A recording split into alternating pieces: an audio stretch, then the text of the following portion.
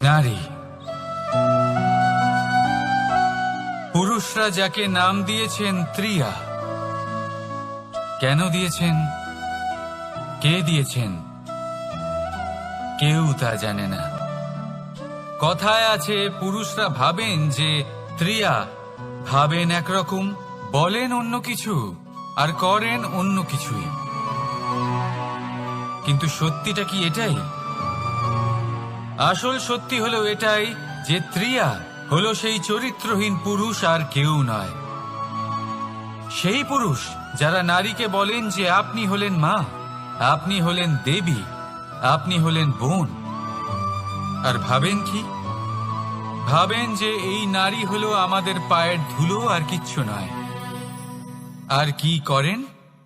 ওনাদের মাথায়, ওনাদের খোপায় মালা পরিয়ে দিয়ে ভাবেন যে ওনারা হলেন তাদের পায়ের ধুলোর সমান।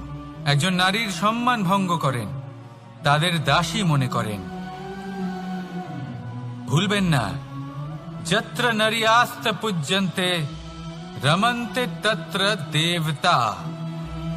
অর্থাৎ যেখানে নারীকে পুজো করা হয় সেখানে ঈশ্বর বাস করেন, আর যেখানে নারীকে অপমান করা হয় সেখানে ঈশ্বর এবং ভাগ্য এই দুই রুষ্ট হয়।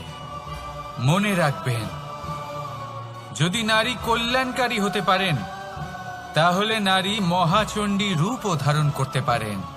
যদি একজন নারী মাতা হয়ে জন্মদান করতে পারেন তাহলে নারী মৃত্যু হয়ে বিনাশও করতে পারেন। যেখানে নারী অপমানিত হবেন সেখানে মহান ভারতও মহাভারতের পথে অগ্রসর হতে পারে।